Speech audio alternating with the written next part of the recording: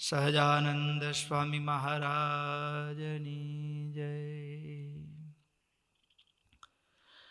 ઈષ્ટદેવ પરમારાધ્ય અનંત કોટિ બ્રહ્માંડાધિપતિ સર્વનિયંતા સર્વ અંતર્યામી ભગવાન સ્વામિનારાયણ એમના દિવ્ય ચરણ કમળ સાનિધ્યમાં ચોતર વિટલાઈને બેઠેલા અનંત અનંત અક્ષર મુક્તો, એમની જ પાવન સન્નિધિમાં ઉપસ્થિત પૂજ્યપાદ સંતો વ્યાસ સ્વરૂપ સ્વામી તેમજ કથાભિલાષી એવા બાળ યુવાન વૃદ્ધ એવા સમસ્ત ભક્તો સર્વેને ભગવાન સ્વામિનારાયણની ભાવ સ્મૃતિ સહિત સાદર જય સ્વામિનારાયણ. વાલા ભક્તો, આપણી ચાલતી નિત્ય સાયંકાલીન શ્રીમદ સત્સંગી જીવન કથા અને એમાં પણ મહારાજ સત્સંગમાં વિચરણ કરતા કરતા રાજકોટ પધાર્યા છે. રાજકોટમાં મહારાજ એક દિવસ રહ્યા. રાજકોટની અંદર રહ્યા અને ત્યાંથી મહારાજ ચાલતા હવે સરદાર પધારે. પણ મનમાં પ્રશ્ન એ થાય કે મહારાજ જ્યારે સત્સંગમાં એક ગામથી બીજે ગામ, બીજે ગામથી ત્રીજે ગામ, કોઈ જગ્યાએ એક દિવસ, કોઈ જગ્યાએ 2 દિવસ, 4 દિવસ આમ રોકાણ કરતા કરતા વિચરણ કરે છે, તો મહારાજ એ વિચરણ દરમિયાન શું કરતા? તો મહારાજ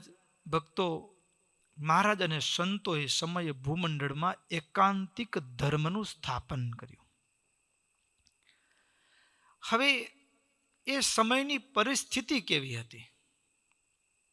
તો કે એ સમયની જે પરિસ્થિતિ છે એમાં રાજાઓ પરસ્પર પોતાના રાજ્યના સીમાડાઓ વધારવાની અંદર લડાઈમાં મશગુલ હતા, જેનો અંગ્રેજોએ લાભ લીધો. ઈસ્ટ ઇન્ડિયા કંપની આવી અને ભાગલા પાડો ને રાજ કરો. એક રાજા હોય, પોતાના રાજનો સીમાડો વધારવા માટે 5 ગામ છું તો મારા 10 ગામ થાય, એના માટે એ બાજુના રાજ્ય ઉપર હુમલો કરે. આમ પરસ્પર લડાઈમાં મશગુલ હતા. એટલું નહીં, હવે લડાઈ થાય તો કોઈક તો હારે. એટલે કોઈક હારે અને લડાઈમાં જે માણસો મરાય એ તો સામાન્ય પ્રજા સૈનિકના રૂપમાં રહ્યા હોય એ મરાય. એટલે કેટલી મા બેન દીકરીઓ વિધવા થાય. હવે જે ખર્ચ પ્રજાના પોષણ માટે કરવાનો હોય એ ખર્ચ યુદ્ધમાં વપરાઈ ગયો. એટલે હવે રાજના ખજાના ખાલી પડ્યા, એ ભરવા ક્યાંથી પાછા? એટલે પ્રજા ઉપર આકરા કરવેરા નાખવામાં આવે. એટલે રાજાઓ પ્રજાનું શોષણ કરવામાં અને ખજાનાઓ ખાલી થયા તો પછી હવે થોડુંક લક્ઝરિયસ, જે ભોગમાં કાપ મૂકવો એમ નહીં, ભોગમાં રચ્યા પચ્યા ને બીજી બાજુ પ્રજા ઉપર આકરા કરવેરા અને જો હુકમી અને ત્રાસ. રાજ સત્તા પાયા વિહોણી બની હતી. બીજી બાજુ ધર્મ સત્તા, ધર્મ ગુરુઓ પણ એ ધર્મને નેવે મૂકી ઘણે ભાગે, મોટા ભાગે, બધા જ એવા હતા એવું નથી, પણ ઘણે ભાગે ધર્મ ગુરુઓ પણ એના આચરણ શિથિલ થયા હતા. સ્વાંગ સાધુનો પણ વર્તન શેતાનનું, કપડા સાધુના પણ, ગ્રહસ્થ કરતા પણ સાધુના ભોગ એને પણ વડોટી જાય એવા. ખાવું પીવું એનાથી માંડી દેખાવ સાધુનો અને ગ્રસ્થને પણ ન છાજે એવા ભોગ વિલાસમાં, કામાદિક દોષોમાં રચ્યા પચ્યા રહેતા હતા. એટલે રાજસત્તા, ધર્મસત્તા આ બંને પાયા વિહોણી હતી. રાજસત્તા પાયા વિહોણી હોય પણ ધર્મસ્થાન મજબૂત હોય ને તો પ્રજાને જીવવાનું આશ્વાસન મળી જાય. પણ રાજસત્તા અને ધર્મસત્તા બંને જ્યારે પાયા વિહોણી હોય ત્યારે ત્રીજું એક તત્વ ફાવી જાય. એટલે શું? તો કે સમાજ લોક જીવનની અંદર નઠારા માણસો હોય, એટલે કે લુચ્ચા માણસો હોય, એ પ્રજાને છેતરવાનો કે ત્રાસ આપવાનો એની જેની મનોવૃત્તિ હોય એ ફાવે. રાજસત્તા અને ધર્મસત્તા પાયા વિહોણી હતી, એટલે ચારે બાજુ અંધશ્રદ્ધા પુષ્કળ વધેલા. તાવ આવ્યો, દાણા જોવડાવો. હા, દાણા જોવડાવો. 2 દિવસ તકલીફ છે, એક જણા ઘરમાં બીમાર હતા ને બીજા બીમાર થયા, કોઈ કે કરેલું છે. હા, જમાવટ હતી. 3 દિવસ થયા હજી નથી મળતું, નક્કી કઈ ગડબડ છે, હાલો ત્યાં સારું થાય છે. નાની નાની વાતની અંદર, અને ભક્તો આ તો માનસિકતા કેવી ગજબની છે. અને તમે ઘરમાં હો ને એટલે આપણો અણબનાવ કોની સાથે થાય ખબર છે? નજીક ભેગા રહેતા હોય ને એની સાથે જ થાય, પારકાની સાથે ન થાય. એની સાથે આપણે પન્નારો કેટલી વાર, બરાબર ને? એટલે સ્વભાવનો ઘસારો કોની સાથે આવે? પોતાના હોય, ભેગા રહેતા હોય એની સાથે જ હોય. અને માનવ મનની નબળાઈનો આવા લોકો દુરુપયોગ કરે. તમે ગયા એટલે કીધું 2 દિવસ તમારું નજીકમાં જ કરેલું છે, એટલે આપણે જેની સાથે ક્યાંક છેલ્લે ઝઘડો થયો કે થોડુંક મન મેળ ન થતું હોય ને, એના ઉપર શંકાની સોય જાય, નક્કી એ જ મારાથી આડા હાલે છે. હા, કાંઈ ખબર ન હોય લ્યો, પણ માનવ મન આવા તર્ક કુતર્કની અંદર અરસ પરસ ચારે બાજુ અંધશ્રદ્ધા. પ્રજા દુખી છે, પ્રજા દુખી છે. બીજી બાજુ બારવટિયાઓ ગામના ગામ લૂંટ ચલાવે, ધમરોડે. પ્રજા કોઈ તારણહારની શોધમાં હતી, અને એવા સમયે ગુજરાતની ભૂમિ ઉપર મહારાજે પગ મૂક્યો. મહારાજે જીવનમાં એવી ક્રાંતિ લાવી દીધી.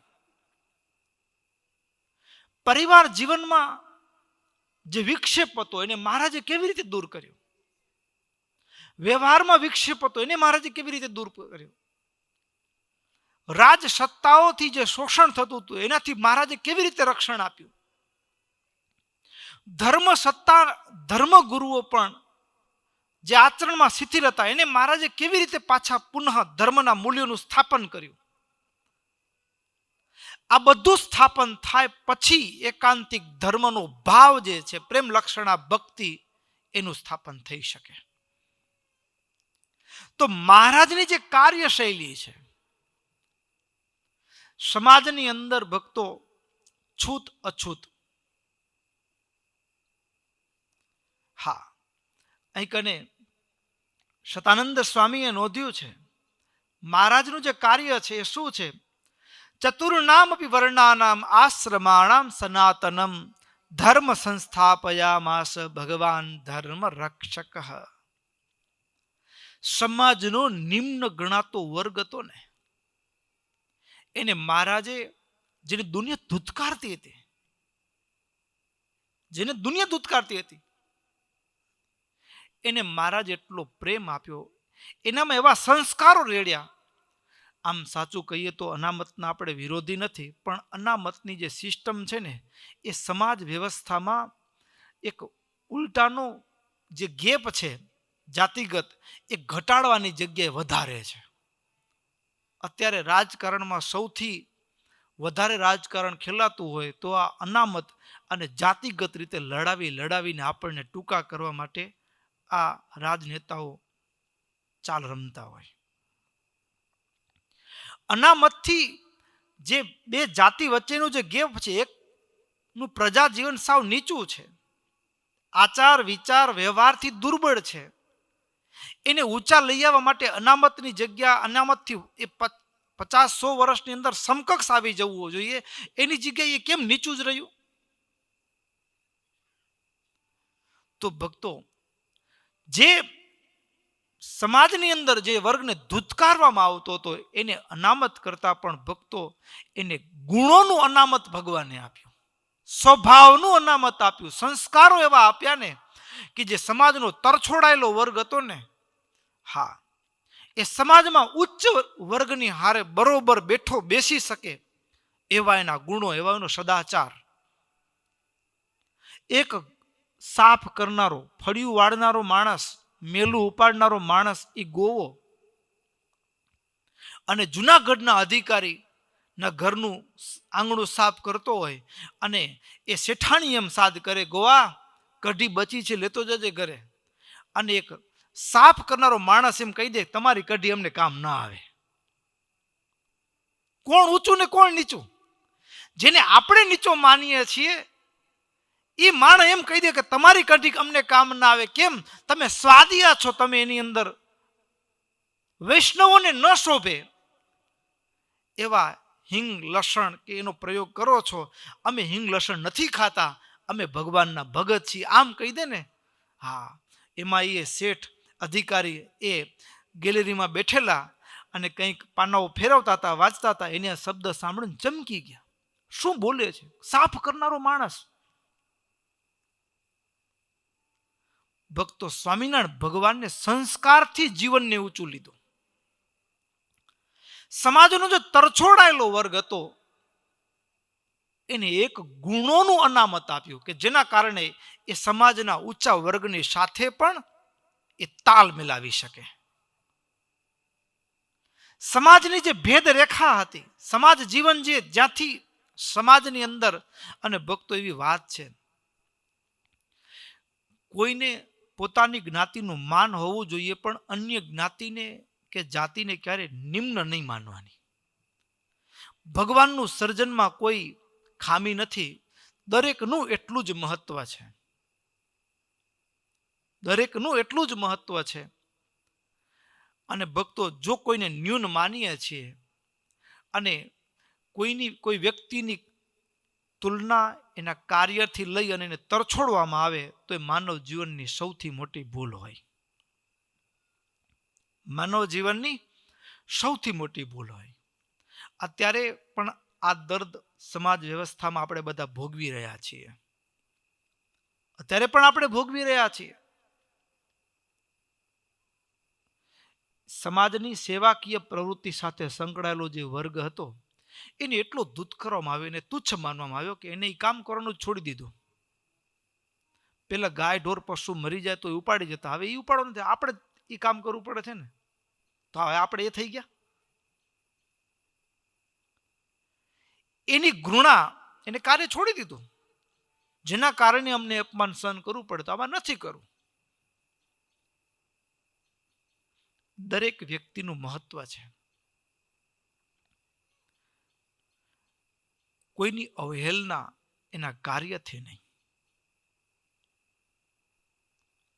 ભક્તો, સ્વામિનારાયણ ભગવાને સમાજની અંદર જે ભેદરેખાઓ હતી એને પ્રેમ, સાચી સમજણ, જ્ઞાન આપીને દૂર કરી.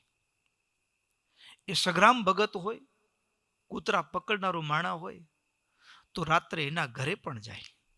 લખેસરી શેઠિયો હોય તો એના રાજ દરબારની અંદર પણ જાય. એની મહેલમાં મેળી મહોલમાં પણ જાય. એ કચરા ભગત હોતો ભલે, અને જેતલપુરના એ ભગત હોય જીવણ ભગત, તો એ ગરીબ ભગતનો રોટલો પણ મારો પ્રભુ જમે. સમાજની અંદર જે ભેદ રેખાઓ હતી એને મહારાજે કેવી રીતે મિટાવી? સમાજના ભેદ રેખાને મહારાજે ગામડે ગામડે વિચરણ કરીને સાચી સમજ આપી. સમાજની અંદર દૂધ પીતીને સતી થવાના રિવાજો હતા, એને પણ મહારાજે જીવનની સાચી સમજ આપી.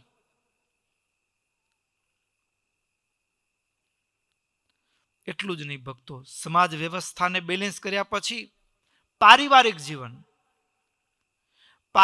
જીવનની અંદર પણ જે વ્યથાઓ હતી, પારિવારિક જીવનની અંદર વ્યથાની અંદર એક તો પારિવારિક કલહ હોય, અને પારિવારિક કલહને મિટાવવા માટે એક તો સમજણની ખામી હોય, ત્યાં જ પારિવારિક કલહ હોય, એના સિવાય ન હોય. આપણા ઘરમાં હોય ને તો ભક્તો, સમજણથી ધીમે ધીમે ધીમે ધીમે આપણે એ કજિયામાંથી, કલહમાંથી, ક્રોધમાંથી પાછા વળવાનું. સમજ્યા ને? ક્રોધમાંથી પાછા વળવાનું. કેવી રીતે? તો એક તો પરિવાર જીવન અત્યારે વેરવિખેર થવા પાછળનું કારણ શું? તો કે પતિ પત્ની વચ્ચેની એક કલહ હોય, અને એ કલહ માનની લડાઈ હોય, અહંકારની લડાઈ હોય. એક ભક્તો આપણે પારકા માણસ આગળ જેમ કીધું એના હજારો ભૂલો માફ કરીએ, પોતાનાની એક નાનકડી ભૂલ પણ માફ કરી શકતા નથી. પોતાનો હોય ને એની એક ભૂલ માફ ન કરી શકીએ. પારકા માણસે નાનકડી મદદ કરી હોય ને તો આપણે એને જિંદગીભર નથી ભૂલતા. ને પોતાનો માણસ ઘસાઈ ગયો ને આપણા માટે તો એની કોઈ કદર નથી કરતો. એક ભાઈ દુકાનેથી ઘરે આવવા માટે નીકળ્યા અને દુકાન શહેરમાં હતી, પોતે ગામડે રહેતા. હવે ઘરે આવે ત્યાં રસ્તામાં એની ગાડી બગડી ગઈ. સાંજનું ટાણું, વરસતો વરસાદ, નેટવર્ક ઓછું, ફોન લાગે નહીં અને બધાને ઘરે પહોંચવાની તાણ હોય, અંધારું થઈ ગયું હોય. આ મૂંઝવણની વચ્ચે એક ભાઈએ ગાડી ઊભી રાખી. શું થયું ભાઈ? કીધું ગાડી બંધ પડી ગઈ છે. પ્રયાસ કર્યો, થતી નથી. એને પણ પ્રયાસ કરી જોયો, ગાડી ચાલુ નથી. એટલે તરત જ એને એક મિકેનિકને ફોન કર્યો. મિકેનિકને પોતે લેવા ગયો. એ પારકો માણસ હતો, જેને ઓળખતા નહોતા એ ભાઈ. એ મિકેનિકને લઈ આવ્યો, ગાડી રિપેર કરી, મિકેનિકને પાછો મૂકવા માટે ગયો. હવે આટલું કર્યું ને એટલે ઓલો ભાઈ ખુશ થઈ ગયો, થેન્ક યુ કીધું. અને આટલું કરતા કરતા રોજ સાંજે 9 વાગે ઘરે પહોંચતા એની જગ્યાએ 12 વાગે પહોંચ્યા. 12 વાગે ઘરે પહોંચ્યા ત્યારે પત્ની સુતા નહોતા, રાહ જોઈને બેઠા હતા દરવાજે. શું થયું હશે, કેમ ના આવ્યા હજુ? એ આવ્યા પતિ, એના પછી પત્ની ભેગા બેસી એને થાળી પીરસી અને પછી પત્ની જમ્યા. 2-4 દિવસ થયા એટલે ફરી પેલા ભાઈના નંબર લીધેલા કે જેને મદદ કરી હતી એને થેન્ક યુ કીધું. પછી વળી મહિનો વીત્યો, એમ કરતા દિવાળી જેવો સમય આવ્યો એટલે વળી એક ગિફ્ટનું બોક્સ, કે યાર એને મને ટાણે મદદ કરી હતી. ગિફ્ટનું બોક્સ પેક કરીને એને આપ્યું. એ માણસ એના માનસપટ ઉપર છવાઈ ગયો. પણ એક દિવસ એને વિચાર આવ્યો કે એક માણસે મને 3 કલાક માટે મહેનત કરી તો હું એને થેન્ક યુ કીધું, એને ગિફ્ટનું બોક્સ આપ્યું, તોય મને હજી એના ઉપકાર મારા હૈયામાંથી વિસરતો નથી. પણ મારા માટે મારી પત્ની, મારો પરિવાર, પત્ની મારા માટે કેટલીય વખત જાગી હશે. પણ નજીકનો માણસ છે એના તરફ એની કરેલો મદદ આપણને એની કોઈ કિંમત હોતી નથી. ભક્તો પોતાના હોય ને એની કિંમત કરતા શીખવાની, તો ઘરમાં કલહ મટી જશે. આપણે પારકાની કિંમત કરીએ છીએ, પોતાના હોય એની ક્યારેય કદર કરતા નથી. તો ઘરની અંદર મહારાજે એવી એક સમાજ વ્યવસ્થા, ઘરનો એવો માહોલ, દીકરો હોય એ માને આદર આપે, માં હોય એ સંતાનોનું ઘડતર કેવી રીતે કરવું, ઉચ્ચ સંસ્કારોના સિંચન સ્વામિનારાયણ ભગવાને એના વિચરણ દરમિયાન આ સંતોએ પણ ગામડે ગામડે વિચરણ કરી અને ઉચ્ચ સંસ્કારોનું પરિવારમાં સિંચન કર્યું. બીજી બાજુ ધર્મ જગતની અંદર પણ સ્વામિનારાયણ ભગવાને ક્રાંતિ લાવી. અરે દોરા દાગા, યંત્ર મંત્રમાં પ્રતીતિ, આજે સમાજની જે દુર્દશા હતી એ દુર્દશામાંથી સમાજને કેવી રીતે બહાર લાવવો? અરે જો દોરો બાંધવાથી તાવ ઉતરી જતો હોય તો ડોક્ટરો રાખવાની જરૂર નથી, દોરા બાંધી રાખવાના. અને દોરા બાંધવાથી જો માણસ જીવી જતો હોય તો ભાઈ આ દુનિયામાં અત્યારે 1000 વર્ષની ઉંમરનો માણસ મોજૂદ હોય, દોરા બાંધી રાખવાના, મરે જ નહીં કોઈ. મારવું જીવાડવું એ પરમાત્માના હાથની વાત છે, કોઈ માણસના હાથની વાત નથી. અરે તાંબા પિત્તળમાંથી સોનું બનાવનારા કિમિયાગરો ગામડે ગામડે ફરતા લોકોમાં લૂંટ ચલાવતા, મને એવી જડીબુટી છે ને આમ કરી તો તમારું આ થઈ જાય ને. અરે ભાઈ, તારી પાસે જડીબુટીઓ તું ઘર બેઠા ન કરતું, તને ભીખ માંગવા માટે કેમ નીકળવું પડે છે? સ્વામિનારાયણ ભગવાને વહેમમાં અથડાતી પ્રજાને સાચી દિશા આપી. જો દાણા જોવાથી દુઃખ ઉકેલી શકાતું હોય, બરાબર, કોઈકના દુઃખ ઉકેલી શકાતો તો પછી એક એક દાણો જોવડાવે, એની પાસેથી રૂપિયાની ઉઘરાણી કરે. તારા દાણા જોઈ લેને. પોતાના દાણા જોઈને સાવકાર ન થઈ જવું જોઈએ. સમાજને સાચી દિશા આપી, અંધશ્રદ્ધા વહેમમાંથી પ્રજાને નવી દિશા આપીને સમાજ જીવનને એક નવા જ રાહ ઉપર, ધર્મ માર્ગની અંદર જે શિથિલતા વર્તતી હતી, ધર્મ ગુરુઓ તો સ્વામિનારાયણ ભગવાન ગામડે ગામડે જે સંતો મૂક્યા ને, એ સંતોના આચરણથી જે પાપાચારમાં ડૂબેલા હતા, જેના જીવન ઉતરતા હતા, સમાજને, લોકોને ખબર પડી આ સાચું છે, આ ખોટું છે. સમાજ જીવન આપમેળે સમાજ જાગૃત થયો. રાજાઓ પ્રજાને ચૂસતા હતા, શોષણ કરતા હતા. જ્યાં જ્યાં ભગવાને વિચરણ કર્યું ત્યાં ત્યાંના રાજાઓને પણ સંદેશ આપવાનો પ્રયાસ કર્યો. ન જાગ્યા, ભગવાનની આજ્ઞાનો, ધર્મનું ઉલ્લંઘન કરવાથી સમય એવો આવ્યો કે એના રાજપાટ છીનવાઈ ગયા અને કમોતે મરાઈ ગયા. તો સ્વામિનારાયણ ભગવાને પરિવાર જીવન, સમાજ જીવન, વ્યવહાર જીવન, અરે વ્યવહારના પણ કેવા પાઠ શીખવ્યા. આવક કરતા ખર્ચ વધુ ન કરવી, એવા એવા પાઠ ભગવાન સ્વામિનારાયણે શીખવ્યા કે દુર્દશામાં બુઠેલો પરિવાર જીવન હોય એ સદ્ધર બન્યા. કુસંગીના ફેલમાં સત્સંગીના રોટલાની કહેવત પડી. આવા અનંત કાર્યો કરતા કરતા એકાંતિક ધર્મનું પ્રવર્તન, ધર્મ જ્ઞાન વિરક્તિ નામ ભક્તિર ભેદાંશ્ચ સર્વશઃ તત્વતો બોધયામાસ તત્ર તત્ર સવિસ્તરાત સચ્છાસ્ત્રૈઃ સ્વપ્રતાપેન જીત્વા ચાધર્મિણો ગુરુન તેભ્યો મુમુક્ષુન રક્ષિત્વા ધર્મ સર્ગે હિ અયોજયત ધર્મ સર્ગે હિ અયોજયત. કેટલાક શાસ્ત્રના અર્થના અનર્થ કરી નાખે તો એની સાથે શાસ્ત્રાર્થ કરી એને હરાવી અને લોકોને સાચી દિશા આપી મહારાજે. અહિંસામય યજ્ઞો કરી ધર્મ માર્ગને શુદ્ધ કર્યો. આવા અનંત કાર્યો, અને એટલા માટે મુક્તાનંદ સ્વામીએ અદ્ભુત કીર્તનમાં ગાયું છે, પ્રેમે પ્રગટ્યા રે, પ્રેમે પ્રગટ્યા રે, સૂરજ સજાનંદ અધર્મ અંધારું ટાળ્યું. પ્રેમે પ્રગટ્યા રે, સૂરજ સજાનંદ અધર્મ અંધારું ટાળ્યું.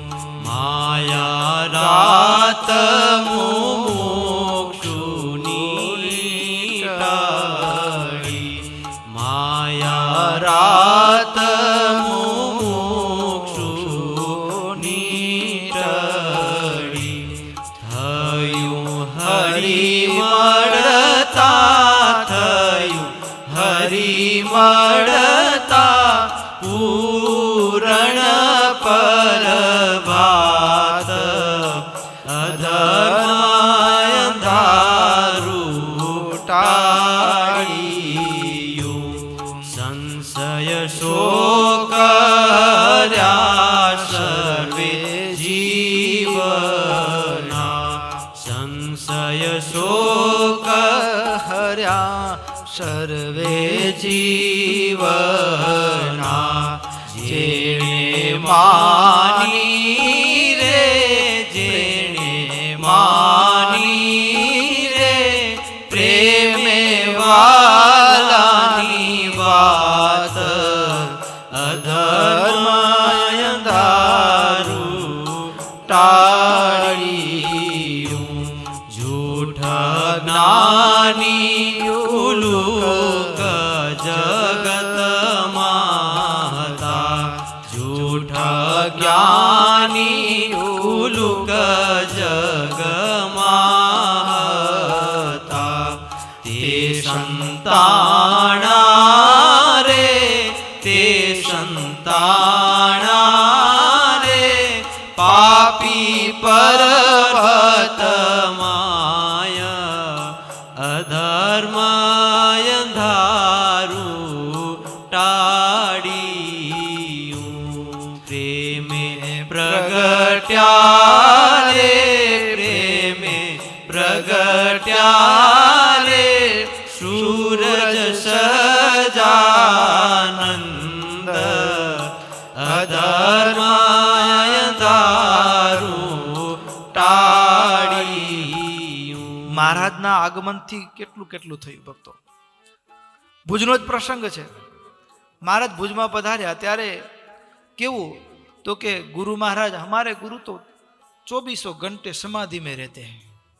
હા, લોકો દર્શન કરવા આવે ત્યારે ગુરુ મહારાજ આંખ મીચીને બેઠા હોય બરાબર, અને ચેલાઓ એને પંખો ને વીંજણો ને ઢોળતા હોય ને આમ ઝાકમ જોડ ગુરુ મહારાજ સમાધિમાં છે. અને પછી આ દિવસે ગુરુ મહારાજ જાગશે એટલે બધા દર્શન માટે લાઈનમાં આવ્યા હોય, ગુરુ મહારાજને નજર પડી જાય, આપણું કામ થઈ જાય, આવા એમ જબરદસ્ત દંભ ચાલે. અને એની વચ્ચે મહારાજ જ્યારે આવ્યા અને ત્યારે એના 2 શિષ્યો ગુરુ મહારાજને લઈને 2 બાજુથી પકડીને લઈ આવ્યા મહારાજની પાસે. ગુરુ મહારાજ સમાધિ મેં હે એટલે મહારાજે કીધું, અહીં કીધું ને, જૂઠા જ્ઞાની યુલુક જગ માહતા, તે સંતાણા રે, પાપી પર્વત માય, અધર્મય અંધારું ટાળી. ગુરુ મહારાજને 2 બાજુથી પકડી લે. અમારે ગુરુજી તો સદાકાળ સમાધિ में रहते. મહારાજ કે સમાધિમાં હોય એને તો દેહનું ભાન હોય નહીં. બાજુમાં લાધીબા, મહારાજે લાધીબાને બોલાવ્યા. મહારાજ કીધું કે અમારે લાધીબા સમાધિમાં જાય. હવે જો ગુરુ સમાધિમાં હોય તો એને તો શરીરનું ભાન ન હોય, એટલે ચાલો આપણે કરીએ પારખું. એટલે લાદીબાના હાથ ઉપર ધગધગતો અંગારો, સળગતો કોલસો મૂક્યો.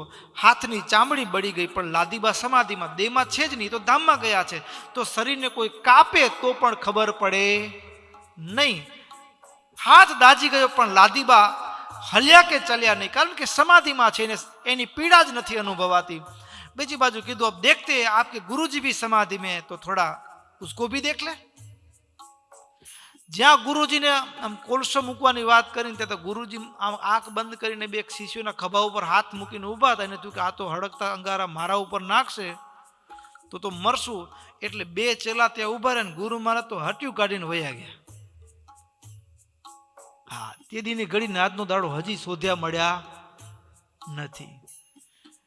ડરી ભા તે સંતાણા રે, પાપી પર્વત માય.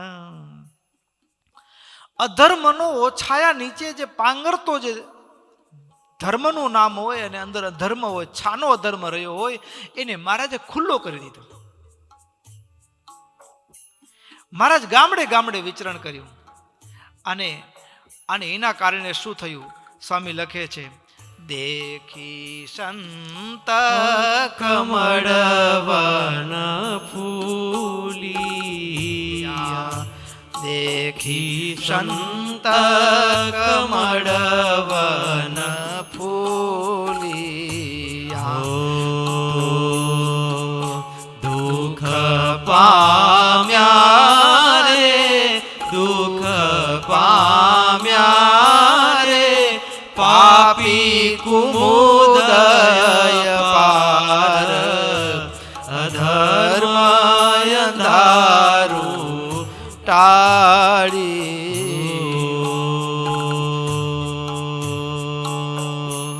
મુક્તાનંદ કહે મહાસુખ આપ્યું, મુક્તાનંદ કહે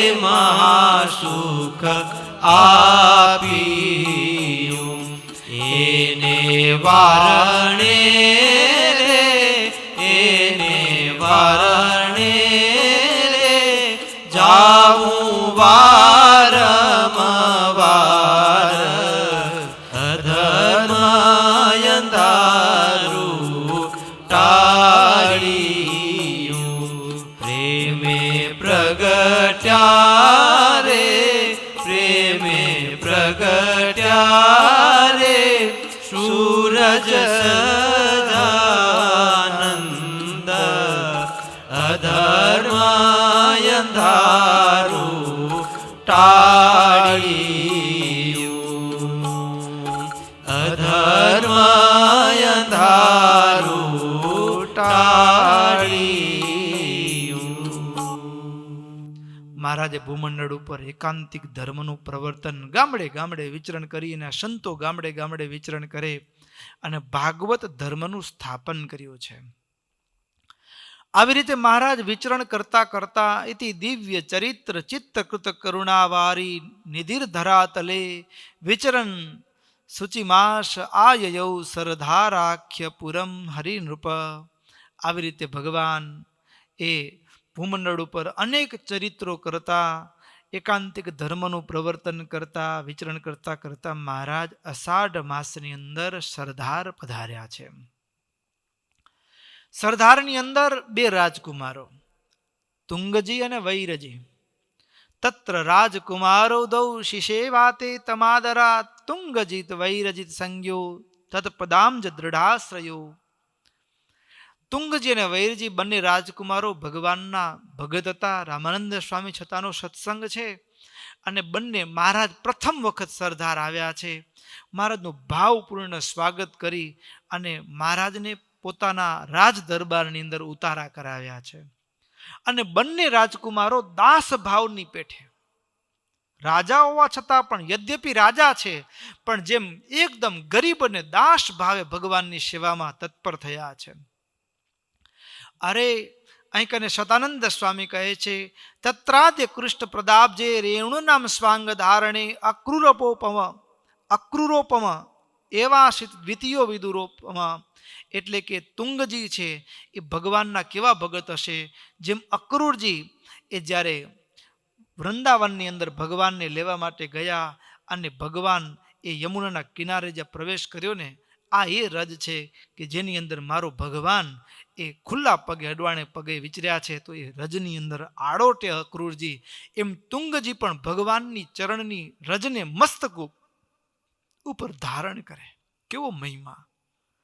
અરે બીજા વૈરજીત અને વૈરજીત વિદુરજી જેમ કાર્ય કરવામાં નિપુણ હતા. કાર્ય અકાર્ય શાસ્ત્રના નીતિના મર્મને જાણનારા હતા. ભગવાનના મહિમાને જાણનારા હતા. એવા વિદુરજીની સમાન એ વૈરજીત. આ બંને ભાઈઓ અને ભક્તો ગામની અંદર બીજા પણ વેરોભાઈ ભીમાભાઈ હકાભાઈ આદિ ક્ષત્રિય ભક્તો હતા. એ પણ ભગવાનની સેવા કરતા.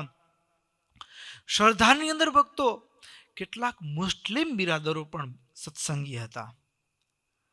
અને આ મુસ્લિમ બિરાદરોના નામ પણ સુરત મુનિ પ્રતાપસિંહ રાજાને કહે છે કરીમો મૂક હસનૌ રયો હયજિદાદય યવના અપીતમ પ્રીત્યા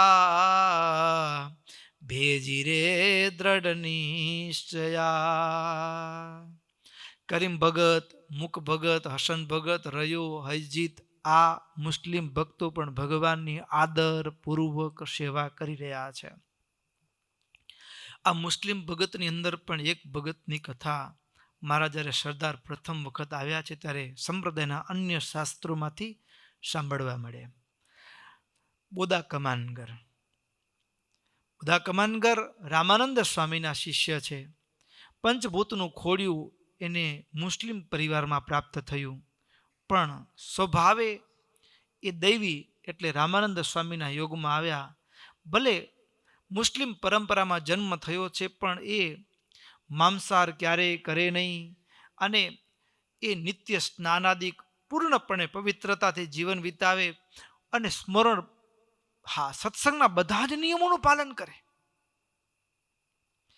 આવા રીતે એ બોદા કમાનગર પરિવારમાં રહ્યા છે, પણ એની વચ્ચે ભક્તો કેવું થયું ખબર છે? રામાનંદ સ્વામી સરદાર પધારેલા એકવાર, ત્યારે કોઈ હરિભગત બીમાર હશે, અને બીમાર હરિભગત એમને દર્શન દેવા માટે એમના પરિવારના જનોએ રામાનંદ સ્વામીને પ્રાર્થના કરી, ગુરુદેવ આપ પધારો, આશીર્વાદ આપો. અને નાની ઉંમર હશે, એ જે પરિવારના સ્વજન બીમાર હતા, યુવાની ઉંમર, અને બીમાર પડેલા, દેહ રહે નહીં, હમણાં મૃત્યુ પામશે એવી સ્થિતિ હતી. અને પેટ બેસણું થયેલું, એટલે ડિહાઇડ્રેશન, ડાયરિયા, શરીરમાં પાણીનું ટીપું નહોતું, નીચું વાઈ ગયું હતું શરીર સાવ. એટલે આવી સ્થિતિમાં જન્મ અને મરણ વચ્ચે ઝૂલા ખાતા એ રામાનંદ સ્વામીના એક યુવાન હરિભગતને દર્શન દેવા માટે રામાનંદ સ્વામી આવ્યા, અને એવા ટાણે બોદા કમાનગર પણ સાથે હતા. પરિવારના જનો તો વિનંતી કરતા, એની આંખમાં આંસુ હતા, પરિવારના જનોની આંખમાં, કે આ જીવી જાય તો સારું, ગુરુદેવ આશીર્વાદ આપો, એ સારું થઈ જાય. દર્શન દેવા આવ્યા એટલે રામાનંદ સ્વામીને પણ એ ભગતની સ્થિતિ જોઈ દયા આવી ગઈ. હવે સદગુરુ કેવી રીતે કૃપા વર્ષાવે ને, એ માનવ બુદ્ધિથી તોલ ન કાઢી શકાય. હવે એને થયું છે પેટ બેસણું, ડાયરિયા, બરાબર, એટલે પેટમાં પાણી ન રહે, તરત ટોયલેટ વાટે બધું નીકળી જાય, આવી સ્થિતિ છે. દવા ઔષધો કરીને થાકી ગયા, કોઈ દવા ફાવતી નથી, લાગુ પડતી નથી. અને રામાનંદ સ્વામીએ શું ઔષધિ કરી ખબર છે? રામાનંદ સ્વામી કહે, એક વાટકો પાણીનો ભરીને મંગાવ્યો, અને એક વાટકો વડાગુરુ મીઠું, ખારું ઝેર, દરિયાઈ મીઠું હો, અને વાટકામાં મીઠું ઓગાળી. હવે પેટમાં ડિહાઇડ્રેશન થઈ ગયું, વારે વારે ટોયલેટ જવું પડતું હોય, આપણે એક ચમચી વધુ થઈ જાય તો આપણે દોડતું થઈ જવું પડે. અને સ્વામી ઔષધિ શું કરી?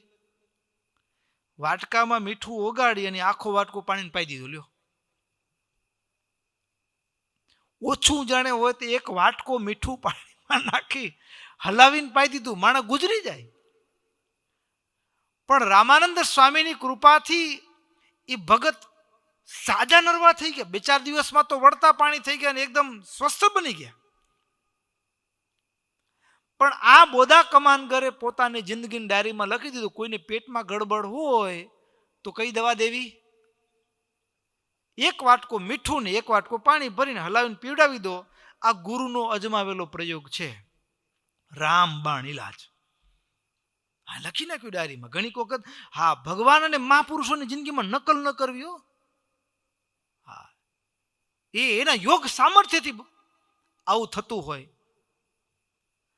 અને બન્યું એવું કે ભક્તો, દિવસો વીત્યા, સમય વીત્યો, અને પછી એ જ સરદારની અંદર આ બોદા કમાનગર અને એના પરિવારમાં કોઈક હશે દૂર દૂરમાં સંબંધમાં, અને એને પણ આવી જ કંઈક તકલીફ, પેટમાં કંઈ રહેતું નહોતું, અને શરીર સૂકવાઈ ગયેલું. અને એમાં બોદા કમાનગર પરિવારના નાતે, સંબંધના નાતે ખબર અંતર પૂછવા ગયેલા, અને ખબર અંતર પૂછવા ગયેલા, અને ખબર અંતર પૂછતા પૂછતા એને યાદ આવ્યો ગુરુદેવનો પ્રયોગ, દવા. એટલે કીધું કે ભાઈ, જો મારી પાસે એક દવા છે ને, મારા ગુરુએ અજમાવેલો પ્રયોગ છે, તમે કહેતા હો તો કરો, કાલ સાજા થઈ જશે. કાલે સાજા થઈ જશે આવું કીધું. એટલે પછી કાંઈ વાંધો નહીં, કરીએ. હા, આ તો કેવું છે, પેલા જે હરિભગત બીમાર હતા ને રામાનંદ સ્વામીએ દયા કરીને કૃપા વર્ષાવીને, એ તો ભગત કૃપાનું પાત્ર હતા, એટલે કૃપા વર્ષાવી સ્વામીએ. અહીં કને જે બીમાર છે કૃપાનું પાત્ર નહોતા, અને પાત્રતા વિના ઔષધિનો પ્રયોગ કરાય નહીં. હા, હું પાત્ર હતા ને ગુરુદેવે કૃપા કરી. અહીં કને જે બીમાર છે એ પાત્ર નથી, પણ બોદા કમાનગર સંબંધના નાતે કે આપણી પાસે અજમાવેલો પ્રયોગ છે, અને વાટકો ભરીને પાણીને વડાગુરુ મીઠું હલાવીને પાયું તો બીજે દિવસે ભાઈ ગુજરી ગયો. આને જમાવટ થઈ. અને તમને ખબર છે ને, એ તો ભારે માથા ભારે માણ, બધા ભેગા થઈને ધીબેડી નાખ્યું, તે મારી નાખ્યો બોદા કમાનગરને. હા, મારી કુટી એને ગામથી બહાર કાઢી મૂક્યા, નાતબારા કરી મૂક્યા. આવા ખતરા કરે છે. પણ બોદા કમાનગરના મનમાં એમ થઈ ગયું કે હારું, આપણે રામાનંદ સ્વામીના કારણે ફસાણા. શેના કારણે ફસાણા? રામાનંદ સ્વામીના કારણે ફસાયા. પણ એને સવડો વિચાર ના આવ્યો કે ભાઈ ભૂલ તો કોની હતી? મારી હતી. મને ક્યાં રામાનંદ સ્વામી એમ કીધું હતું કે ભાઈ તું દવા કોઈ બીમાર હો તો આ કહીજે. પણ અવળું સૂઝ્યું, સત્સંગ છોડી દીધો કે આ રામાનંદ સ્વામીના કારણે આપણે રવાડે ચડ્યા ને દુઃખી થયા ને હેરાન થયા ને આ જો ને આ કઠણાઈ આવી. સત્સંગ છોડી દીધો, રામાનંદ સ્વામીનો અભાવ આવી ગયો. અને હવે તો રામાનંદ સ્વામી દેહોત્સર્ગ કરી ભગવત ધામ સીધા આવી ગયા. પહેલી વખત હવે સરદારની અંદર જ્યારે મહારાજ આવ્યા ને ત્યારે બોધા કમાનકરને વળતો વિચાર આવ્યો. જ્યારે સ્વામિનારાયણ ભગવાન વિશે વાતો સાંભળીને મલકમાં, હા, રામાનંદ સ્વામીના શિષ્ય સહજાનંદ સ્વામી નારાયણ મુનિ સાક્ષાત ભગવાન છે. અરે મુસ્લિમ પરંપરાની અંદર એવું કહેવાય કે ખુદા ક્યારે પૃથ્વી ઉપર આવતો નથી, એના ઓલિયાને મોકલે છે. પણ આ તો સાક્ષાત ખુદા ભૂમંડળ ઉપર વિચરી રહ્યા છે. અને આવી ચારે બાજુથી વાતો સાંભળીને એટલે બોધા કમાનગરના મનમાં એમ થઈ ગયું. પહેલી વખત અભાવ આવ્યા પછી વળતો વિચાર આવ્યો કે રામાનંદ સ્વામી પણ કેવા સમર્થ હતા, પણ હું જેવો અભાગ્યો સમજી ન શક્યો એને.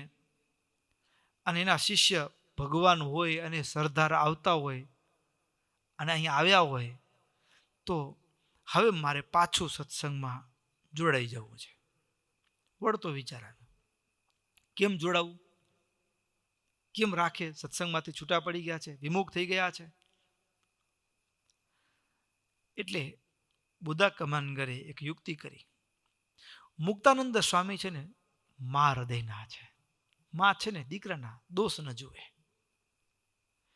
એટલે મુક્તાનંદ સ્વામી સુધી વાત પહોંચાડી કે તમારા એક ભૂલા પડેલા, છૂટા પડેલા, અણસમજણથી વિખૂટા પડી ગયેલા એક નાના ગુરુ બંધુ એ તમને મળવા માંગે છે.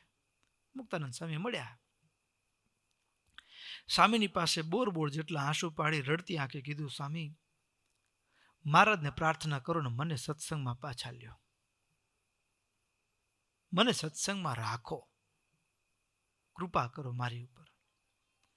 એટલે મુક્તાનંદ સ્વામીએ બોધા કમાનગર વતી મહારાજને પ્રાર્થના કરી. મહારાજને પ્રાર્થના કરી. મહારાજ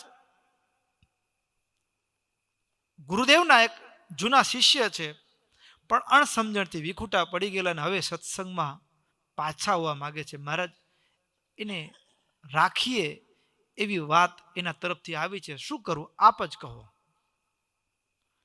એટલે મહારાજ કે ગુરુદ્રોહી અમને દીઠોય ગમતો નથી, ગુરુદ્રોહી અમને દીઠોય નથી ગમતો. એટલે વળી મુક્તાનંદ સ્વામીએ બોધા કમાનગર વતી માનું હૃદય ને પ્રાર્થના કરી. મહારાજ એને એનો ભારે પશ્ચાતાપ થાય છે. મહારાજે સભાની અંદર બોધા કમાનગરને બોલાવ્યા. એક શરત રાખીએ, અમે કહેશું એમ કરશો? તો કે માથું કુરબાન છે. ભક્તો જિંદગીમાં કેવી કસોટી નથી, પણ અને સમર્પણની પરાકાષ્ઠાનું દર્શન કહી શકાય. મહારાજ કહે એક કામ કરો, આ પહેરેલા કપડાં ઉતારી નાખો, આ સરદારની 5 પરિક્રમા કરી આવો. શરીર ઉપર પહેરેલા કપડાં એટલે નગ્ન અવસ્થામાં સરદારની 5 પરિક્રમા કરવાની. શું કરવાનું? 5 પરિક્રમા કરવાની. આપણે આજે કોઈ કહેતો કરીએ? ન કરીએ. પણ બોધા કમાનગર આગળની રાત્રે મુક્તાનંદ સ્વામી પાસે આવેલા ને મુક્તાનંદ સ્વામીએ બોધા કમાનગરના જીવનમાં એક વિશ્વાસ દ્રઢ કરાવેલો, બોધા સાચું કહું તો ભગવાન છે. તને તારી ભૂલનો પશ્ચાતાપ થયો છે ને, તને સત્સંગમાં રહેવું છે ને, તને જેમ કે એમ કરી લેજે. શું કામ? અરે આગળની રાત્રે મુક્તાનંદ સ્વામીએ એને જે મર્મની વાત કરી હતી, સૌભરી 60,000 વર્ષ સુધી યમુનાના ધરામાં ઊભા રહે અને જે પ્રાપ્તિ થાય એ કેવળ કપડાં ઉતારી અને જો સરદારની 5 પરિક્રમા કરવાથી ભગવાન જો સ્વીકારતા હોય તો આ સોદો કરવા જેવો છે. અરે કૂતરા બિલાડા ગધેડાના જન્મમાં ક્યાં કપડાં હતા? ક્યાં કપડાં હતા શરીર ઉપર? 84 લાખના ભવના ફેરામાં ફરવાથી ભટકવાથી જે પ્રાપ્તિ ન થતી હોય એ પ્રાપ્તિ કેવળ આ પંચભૂતના ખોડિયા ઉપર માયાના કપડા ઉતારવાથી જો બાપ પોતાના ચરણની સેવામાં રાખતા હોય તો સોદો કરી લેવા જેવો છે. એકલ શૃંગી વિભાંડકના પુત્ર જે પ્રાપ્તિ યોગીઓને હજારો વર્ષ પછી પ્રાપ્ત થતી હોય, થાય કે ન થાય એવી પ્રાપ્તિ જો સહજમાં થતી હોય તો કરી લેવા જેવી છે. આપણા માટે આ પ્રસ્તાવ કઠિન છે, પણ જ્યારે સત્સંગને સદગુરુના શબ્દોને આત્મસાત કર્યા હતા ને, બોધા કમાન કરી મુક્તાનંદ સ્વામીના શબ્દોને, એક રાતના સત્સંગે બોધા કમાનગરના હૈયામાં મુક્તાનંદ સ્વામીના વચનો હૃદય સોસરા ઉતરી ગયેલા અને સ્વામિનારાયણ ભગવાનના ચરણમાં માથું મૂકીને, બાપ તમે જેમ કહેશો એમ કરવા તૈયાર છું, આટલું કહી અને બોધા કમાનગરે સભાની વચ્ચે પોતાના વસ્ત્રો ઉતારવા માંડ્યા. પણ ભક્તો આશ્ચર્ય એ વાતનું હતું, ભગવાન કોઈની આબરૂ લેતા નથી, ભગવાન તો એને આબરૂ પ્રદાન કરે છે. અરે કોઈ એ કૌરવ સભાની અંદર દ્રૌપદીની આબરૂ લૂંટવામાં આવતી હતી ત્યારે મારો બાપ એને 999 સાડી પૂરવા માટે આવી જાય. એ આબરૂ પ્રદાન કરવા માટેનો ભગવાન એ ભૂમંડળ ઉપર હોય, એ કોઈની આબરૂ લે નહીં, આબરૂ આપે એને ભગવાન કહેવાય. બોધા કમાનગર શરીર ઉપરથી વસ્ત્રો ઉતારે, પોતાને વસ્ત્રો ઉતારતા હોય એવું દેખાય, પણ બીજા બધાને તો કપડાં પહેરેલા જ બોધા કમાનગરના દર્શન થાય. કેવળ પોતાને એકલાને જ કે મેં બધા વસ્ત્રો ઉતારી નાખ્યા છે હવે. અને આવી રીતે સરદારની 5 પરિક્રમા કરીને આવ્યા અને ભક્તો મહારાજના ચરણમાં માથું મૂક્યું અને મહારાજે પોતાનો પ્રેમભીનો હાથ એ બોધા કમાનગરના મસ્તક ઉપર મૂક્યો.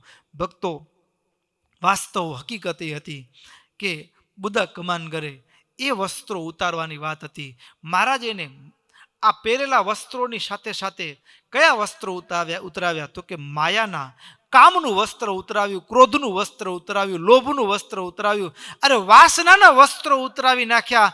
અને વાસનાના વસ્ત્રો ઉતરાવી અને એ સંતો અને ભક્તો જ્યાં બિરાજમાન છે એવી સભાની પરિક્રમા કરાવી અને કાયમને માટે એવું એક અભય પદ આપી દીધું, પરમ પદ આપી દીધું. એ સરદારની અંદર એ બોધા કમાનગરને જે યુગોની સાધના પછી પણ પ્રાપ્ત ન થાય. અરે મનુષ્યાણામ સહસ્ત્રેષુ કશ્ચિત યતતિ સિદ્ધયે યતતામપી સિદ્ધાનામ કશ્ચિન યો વેત્તિ મામ તત્વતઃ.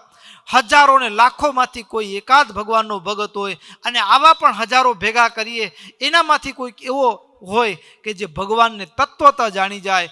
તો ભક્તો જે યુગોની સાધના, હા, અનેક જન્મ સંસિદ્ધ તતો યાતિ પરામ ગતિમ, જે અનેક જન્મે પાપ પ્રાપ્ત થનારા હતા, પણ એક મુક્તાનંદ સ્વામી એવા સદગુરુનો યોગ મળ્યો અને સ્વામીના વચને હૃદયમાં ધાર્યા ને, તો ભક્તો એ પંચ વિષયની વાસનાના વસ્ત્રો ઉતરી ગયા અને બોધા કમાનગર એ નિર્લેપ થઈ ગયા અને મહારાજ એને સત્સંગની સેવામાં રાખ્યા. આ સરદારનો પ્રસિદ્ધ ઇતિહાસ ભક્તો. એટલા માટે કહેવાનું મન થાય, આવા પણ ભક્તો એ મહારાજ એ જ્યારે સરદાર પધાર્યા છે, મુસ્લિમ બિરાદરો પણ એ સ્વામિનારાયણ સંપ્રદાયના એ નિયમ ધર્મને આચરણનું પાલન કરી અને જીવનના માર્ગમાં એકાંતિક ધર્મનું પાલન કરીને ભગવત ધામને પામ્યા છે. એવા હજારો પ્રસંગ છે. અહીં કને ભક્તો મહારાજ સરદારની અંદર જન્માષ્ટમીનો જે ઉત્સવ કર્યો છે એની કથા આગળ વિસ્તારથી છે. એ બધી કથા આપણે આગળના કથા સત્રમાં સાંભળશું. અહીંયા સમય થયો છે એટલે આજના કથા સત્રને વિરામ કરીએ. બોલો સ્વામિનારાયણ ભગવાનની જય. શ્રીપતિમ શ્રીધરમ સર્વદેવીશ્વરમ ભક્તિધર્માત્મજં વાસુદેવમ હરે માધવમ કેશવમ કામદં કારણમ સ્વામિનારાયણં નીલકંઠં ભજે. સ્વામિનારાયણ સ્વામિનારાયણ